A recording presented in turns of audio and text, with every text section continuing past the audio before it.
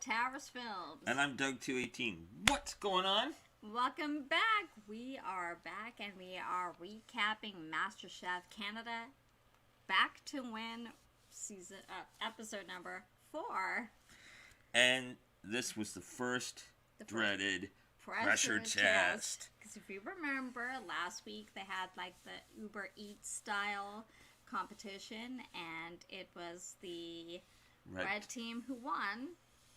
So the blue team had to go into a pressure test. But the judges threw a curveball. They did, because normally, as you know, the entire blue team or red team would be safe. Mm-hmm. But not this time. At least one member of the blue team, the red team, also had to compete. To cook. And it was up to Team Captain Jeremy to pick who it was going to be. He could pick himself, but of course he said he wasn't going to do that. So he was actually asking the judges asked the other ones what they thought. Mm-hmm. And one thought he should pick himself. You know, because he's the best. Doesn't he want to compete against the best kind of thing? And then others saying they would pick the strongest on the team because you want to try to eliminate them. Of course. And so, who did he pick? He picked Andy. Because Andy's actually one of the ones who said he should pick himself. Exactly. So it was kind of like, okay, you want to throw me into the stink? Well, guess what? Now you got to cook. Right. So Andy said, okay, I get what you're doing. You best hope your shot, you better not have missed. Because if I come out of this, whew. So now we have basically the blue team plus Andy having to cook.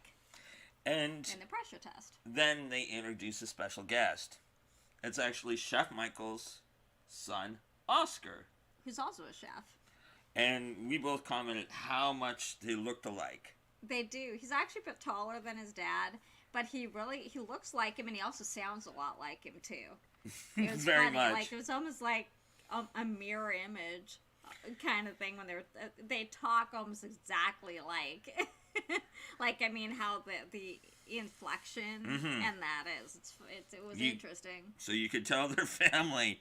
So basically what the pressure test is that they had to cook 3 different types of pasta made only with the special dough, which is made with semolina flour. Yes. And it's a pasta that only has 2 ingredients. Semolina flour and water. That's it. And so Oscar showed them the 3 different styles that they had to create. And how they do it. And how they did it. And it was like, and they're all commenting like it's so effortless for him, Now, here's the kicker. Because Andy got thrown into the fire. Andy, it's a head-to-head. So it's like a 2 of them were compete cooking. Against. It was with the 3 dishes, so they each got like a 1 dish that they had to cook. So because and Andy got to pick who competed against who, including himself. Now, please bear with me. Hopefully I do not butcher the names of these pastas. So Andy's like, okay, the first one, it's called caputi. I hope I pronounced that correct. And they wanted it in a tomato sauce. So Andy's kind of thinking, I'm going to do Barry. Right. And of course, he's thinking, Barry can cook. He's a very good cook. But he thinks he could beat him more than any of the others. And of course, Barry got that. And so they asked him what he thought of it. And he said, he's kind of insulted, but he could end up proving that Andy picked the wrong person. And well, like he said to like in the vignette, he's like, my first 20 shifts in a kitchen, I was making pasta. Right. And actually, that pasta that caputi was out of the 3 probably, not that it's easy to make, but probably the easiest to make. Yeah. Out of like the design of it. Oh, of course, yeah. So, I mean, with this one, it's basically they've just rolled it, and kind of, at first it looked like little gnocchis, what they cut, almost like a thumbnail length, and then they roll it out and then use 3 fingers to press down to make little divots in it, and that's where the sauce catches it. So really, out of the 3 of them, that would be the easiest of the designs. And he picked the easiest one. And so the next pairing he chose was May and Andre. And, oh my god, I hope I pronounce this right. Laura Getas and a butter and herb sauce. Right. And that was like a braided, almost looked like a wreath. Yes. And the final pairing was Jen and Andrew, and they had to do a trophia in a pesto sauce. And it was like a spiral shape.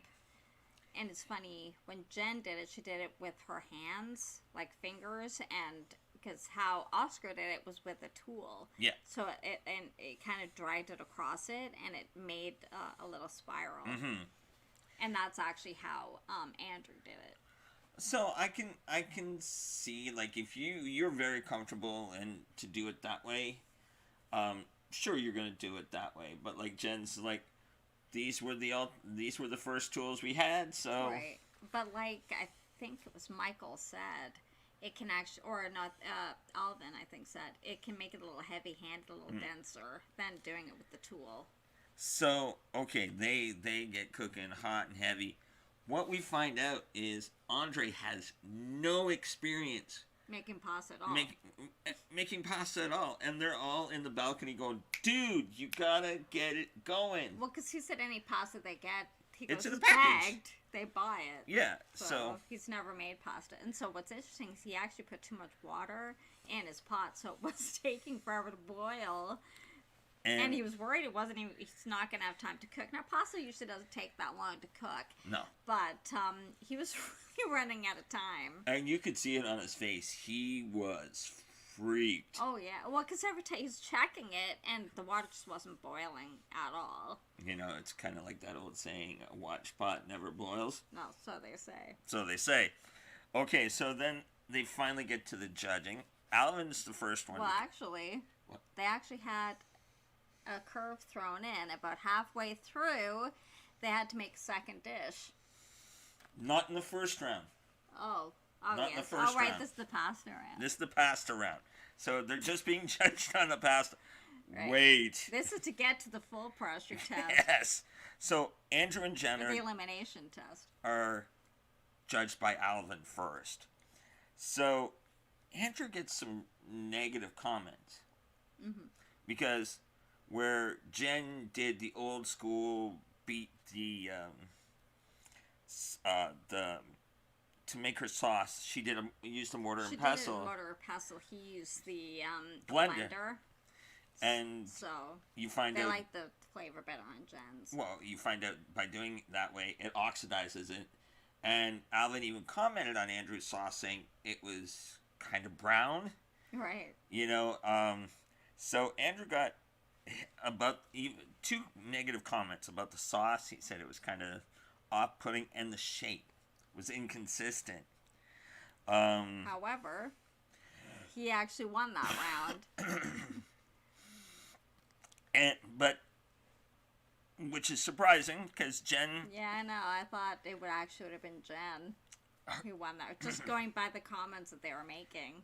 But they said her pasta size was pretty more consistent, but because of her doing it with her hands and not the tool, it made the pasta hard. Right. So Andrew went upstairs. Jen's in the second round. Right. Then it's Andre and May. And Claudio comes out to take a look at them. Andre says the noodle shape, for Andre, Claudio says the noodle shape is good. He's like, he goes, how long did you cook it? They like the flavor, too, of the sauce and stuff. And he's like, about 1.5 minutes. He goes, yeah, I know, because the center of that's raw. Well, even the ends. Yeah. You can see were raw. And he said to May, like, her noodles were good. Like, they were the consistent shape. And they're perfectly cooked. But he said the sauce was kind of muted. The flavors were good. It's just they didn't pop. Yeah. And so May went upstairs. Andre stayed down on the floor. Mm-hmm. Last but not least, Chef Michael comes down to look at Barry and Andy. Right. So, Michael had great comments about Barry's sauce and I like the color and the flavor. it looked vibrant. The pasta looked very inviting and good cook. And Andrew's sauce was darker because he actually added more basil to it, so it actually was a deeper red than Barry's was. And it came down to being very nitpicky with these two. Yeah. Because there wasn't really any real negative comments. No, not really. So, but it's because Barry's looked a little more inviting. Yeah. Andy had to go to the second round. Yeah, so Barry won that round. So our elimination challenge ends up being Andy, Jen, and Andrew. So the two Andys and Jen. Exactly. So they said, okay, let's have an escrovino, which is like a Italian palate cleanser. And then they said, well... They picked their own and drink. Yeah. They gave 3 drinks. They gave them the 3 drinks to drink. And then they said, okay, next round, the main course. Right. And we give you a choice of 3. So one was eggplant parmigiana, classic, veal saltimbocco, and chicken cacciatore. But they had to elevate it. And do their own spin on these classic dishes. And what was funny is then the judges go, take a look at your coasters. Because to know what you're cooking. So underneath their coasters of the drinks, it was what they were going to cook. So Andre ended up with the chicken cacciatore. Andy ended up with the eggplant parmesan. And Jen's reaction for the veal was, I knew it! I knew it! So they had 60 minutes to, like you said, to make their own interpretation of this dish. And elevate it. So they get into this hot and heavy, and they're cooking, and it looks like things are going really well. The judges are coming around doing their comments, and then all of a sudden, you hear what at the 30-minute mark? Well, at first, they asked Jen was she happy with the veal, and she said no. And so actually, in order to elevate it, she didn't do veal, she did rabbit instead. Yeah. And then they also asked Andrew about, because he was going to make fried chicken. Andre, sorry. Oh, Andre. Yeah. And Claudio's like, really? And so they said, is that really elevated? So instead, he basically Frenched it and made chicken pops, like chicken lollipops. So everybody said, well, that's much more elevated than it was. So they're cooking along. And then at the 30-minute mark, they say, whoa. Have you ever known an Italian dish to only be 2 courses? So now they had to add a 3rd course. A vegetable or salad that had to pair with what they're making. And Jen's like, son of a... And everyone else up in the balcony is like, okay. So I had to see it. You had to see that was coming, exactly.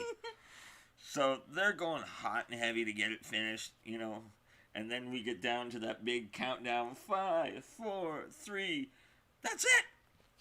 So, who did we see first come up? Claudio looked at Andy's crispy eggplant parmesan. He tweaked it with more Middle Eastern flavors. Yeah. He said he liked Middle Eastern flavors. So he was more inspired with that, and he did an orange and burrata salad.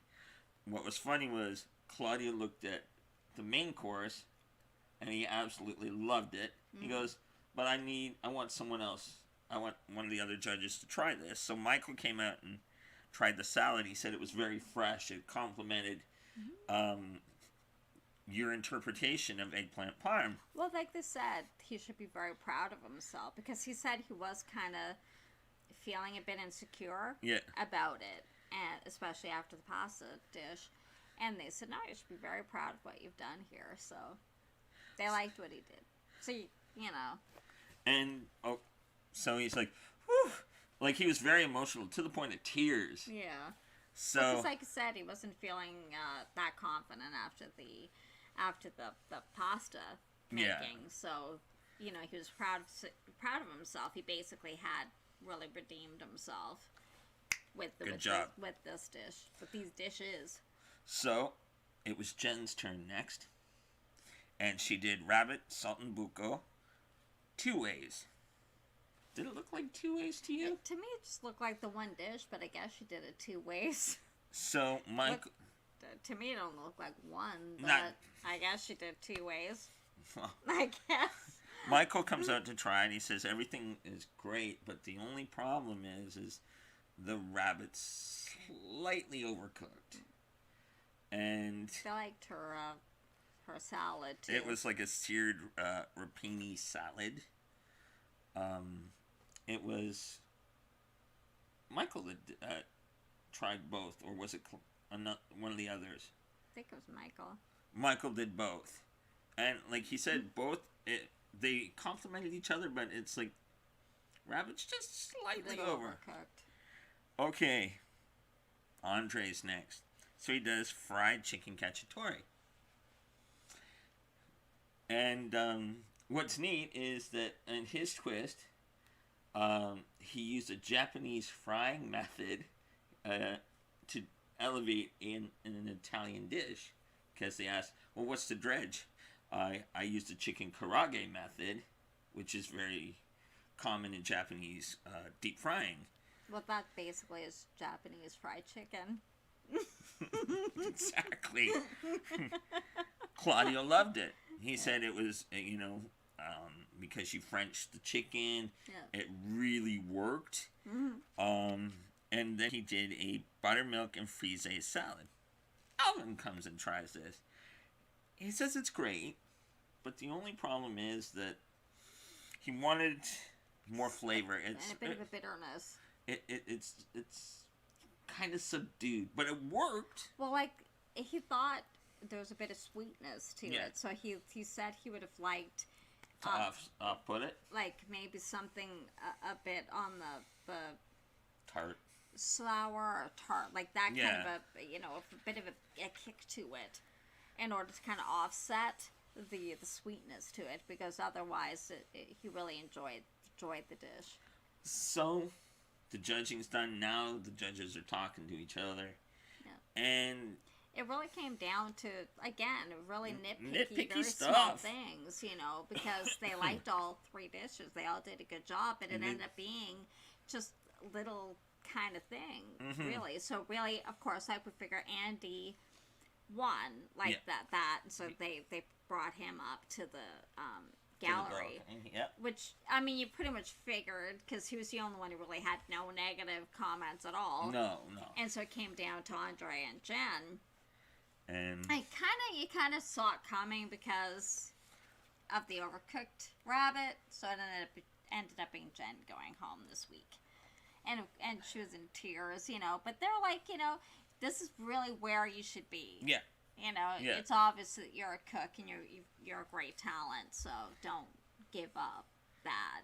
And so they kind of gave a little video flashback of when she first was on the show, and we were both like, "Wow, I don't remember she had purple hair." Purple hair, and and it was shaved on one side. And then she's like, "I wanted to show my girls that no matter what, that positive message." Andre's upstairs.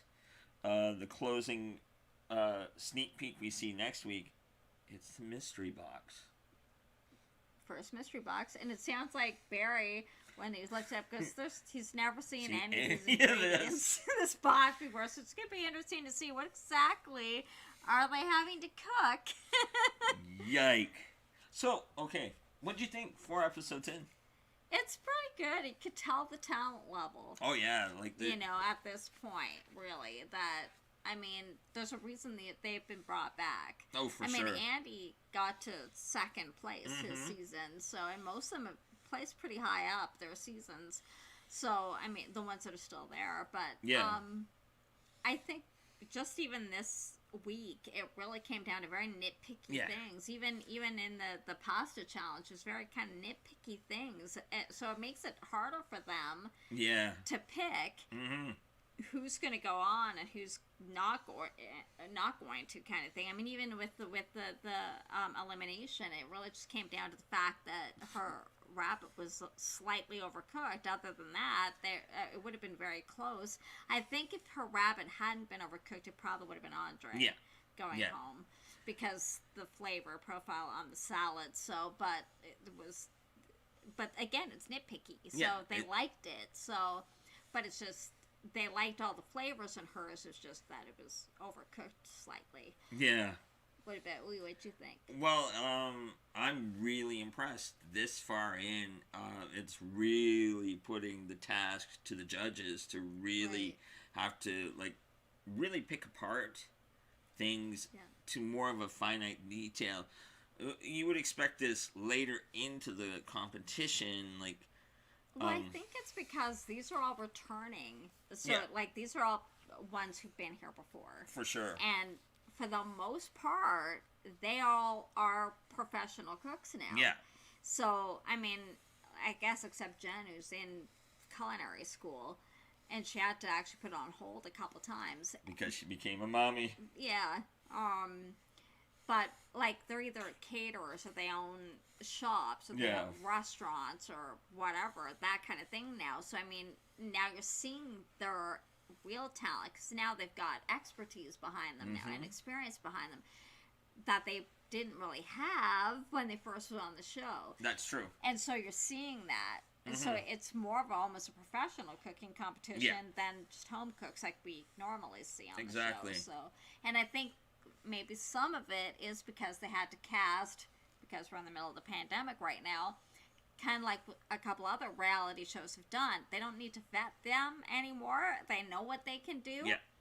So, I mean, it's almost like an All-Stars, but it's also kind of like they don't need to vet them and like have them go through an audition process. They already know what they're able to do. Of course. And it just gives them a second chance to come back. So, and I think it makes it more of a harder competition. Like Andy even said that. It's a harder competition because they all now have so much experience. Exactly. That they didn't have the first time, so. And it's only going to get harder from here. Oh, yeah, because now you're eliminating, and they're not even weak chefs. It's very little mistakes that it's nitpicky are stuff. getting them eliminated. It's not even because they're bad cooks or that they're weak cooks or not. It's just these little nitpicky things per every cook. So that's what's going to be interesting as we go on. Forward. It's the ones who make the least amount of mistakes that are going to make it to the end, really. Exactly. So it was actually a very good show, and we hope you enjoyed it. If you get the chance, check it out. Thanks for watching, guys. If you enjoyed it, I hope you did. Give it a thumbs up. Don't forget to subscribe and hit the notification bell so you know whenever we go live. Maybe next time you can come and chat with us about our favorite show, Masterchef Canada. And we will see you next week. Have a good one, guys. Bye.